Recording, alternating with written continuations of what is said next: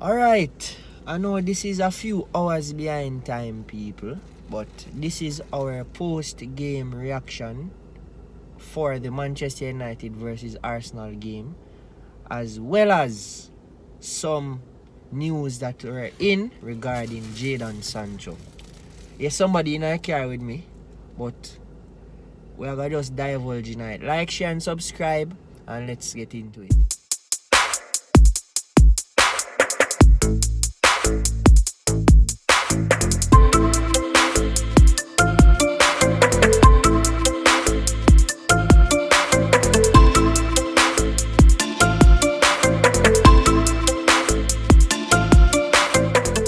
Ladies and gentlemen, so we're gonna get straight into it. Now we're going to touch on the performance of the team, and we're going to touch on the little Sancho news, right? So yeah, so first and foremost, let us talk about the team's performance.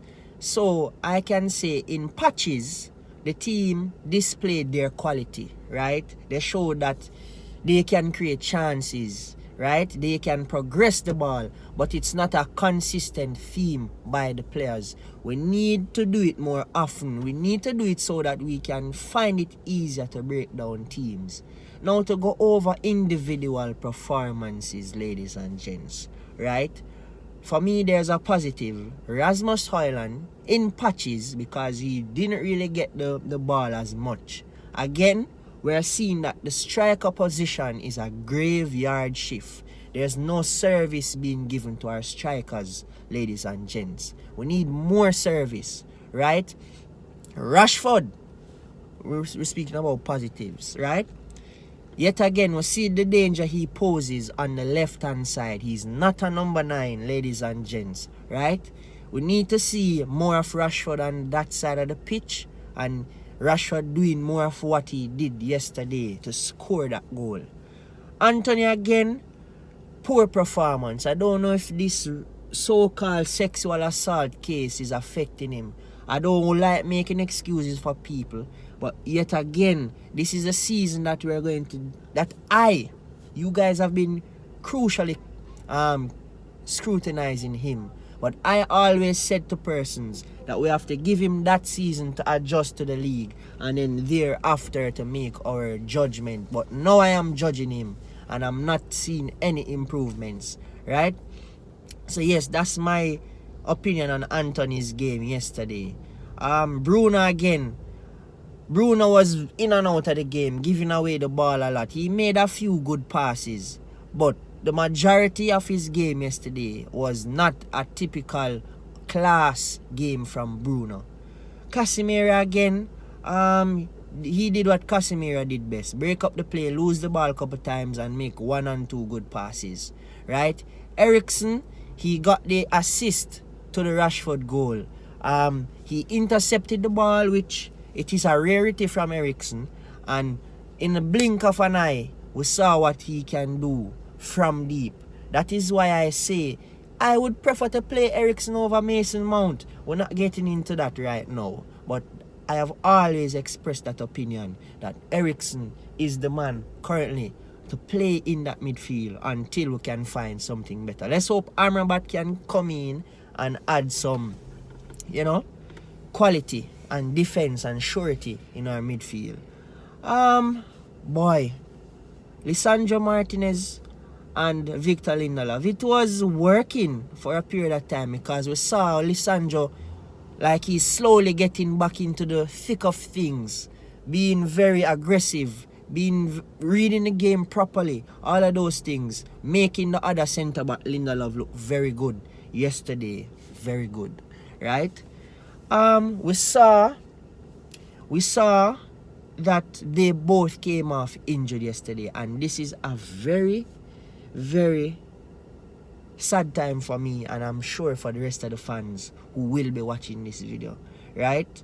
I am sure that moving along, and let's hope it's not a long-term injury, because if that is the case, there are very dreadful days to come, because therefore we're going to now depend on, it seems, Johnny Evans and Harry Maguire. No, This is why I want to say, excuse my language, fuck off Glazers, because again, they sabotage the club in terms of the funding, always taking out dividends, but I don't want to go into that right now because that is not what this video is about. But we see here now why we needed to sign a centre back, because look at that.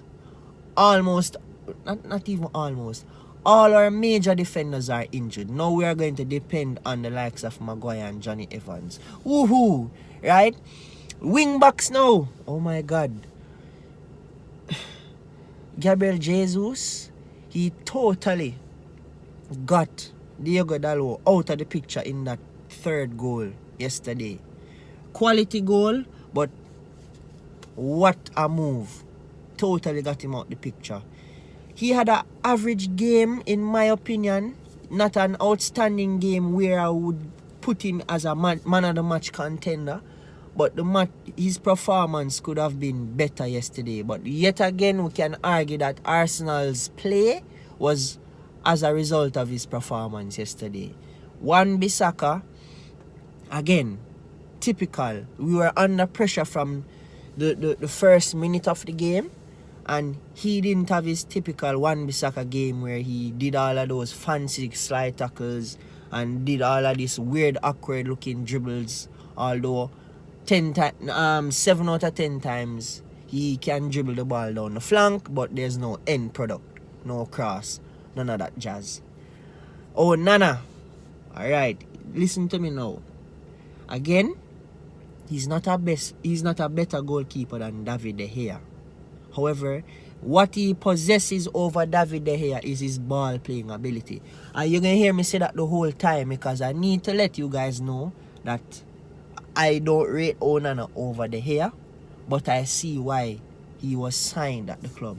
Now that I get that out of the way for the 100th time, that corner kick that Declan Rice scored yesterday, yes, people can say the deflection threw him off, but that's his near post, and he dived at that ball, and I'm quite sure, forgive me or just bear with me, that David De Gea would have saved that if he saw the ball going there.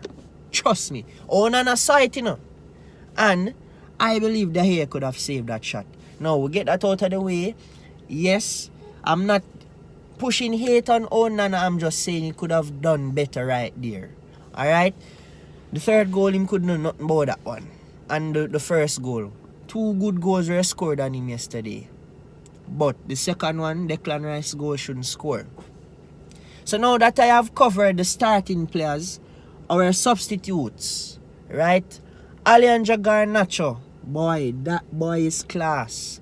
And why Man United didn't give him that number 7 jersey, I can't understand.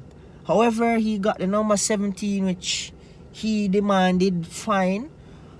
Very good performance from him. The little cameo he had, very good performance, right?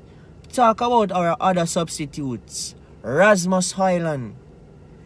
He didn't really have a very tremendous game yesterday, but we saw in patches the qualities that he has. He can hold off the defender. We saw the little battle he had with Gabriel, and yes, a controversial penalty, but the penalty wasn't given, so I'm not going to argue about it. The match done and gone. Zin? So yes, all of those things happened yesterday, and for me, I see why Ten Hag wanted Rasmus Højlund, but Harry Kane and the Osimhen should have been the favorable options. Yeah. Oh, I didn't speak about Anthony Martial. For me, him not ready. I didn't see him make much of a big impact yesterday. So, he's not our favorable number 9. Start Rasmus Højlund and let's see what he will do. Alright, so now that we got the match reaction out of the way, by now you guys must be well aware of a little saga going on in the dressing room regarding Jadon Sancho and Erik ten Hag. Now, it was reported that Sancho made a complaint. Let me find the article for you and read it. I have it screenshotted right here. So it says here, breaking news, and this is by Fabrizio Romano. Jadon Sancho out of United squad due to performances in training. Ten Hag reportedly said he hasn't selected based on training performances. They have to reach the level every day. That means Man United every day at the top level. So what I'm grasping from this article or this statement is that, alright, it can be two things. It could be either Sancho is not favored by Ten Hag, or Ten Hag has a standard that he holds Sancho by, and the team. Not just Sancho, but there's a standard that he requires and know he is capable of. And he's not living up to that standard. So therefore, the punishment is to leave him out the squad. Now, the player can either react two ways. We all saw how he reacted. He went to the media, etc., etc. Right? The player can react two ways. Prove the manager wrong through the training and the performances, game time, or go to the media.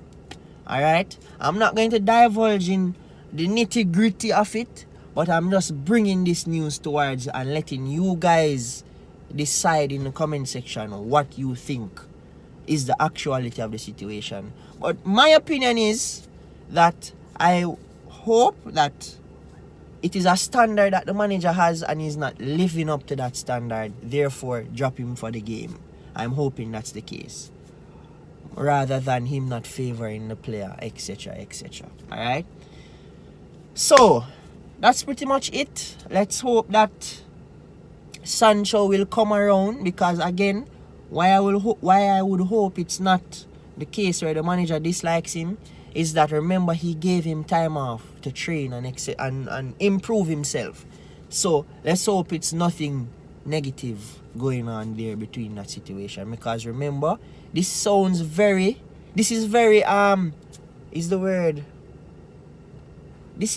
reminiscent of the Ronaldo situation, right? Something similar was going on, but we're not going to get into that right now. But yes, people, that's our review of the game yesterday. 3-1 to Arsenal. 3 points for them. Right? We can argue that the goal was offside that Garnacho scored and that we deserved a penalty from the Hoyle and Gabriel encounter. But the game ended 3-1 in Arsenal's favour. Guys, that's it for today. Like, share, subscribe to the channel. And we'll see you in the next one.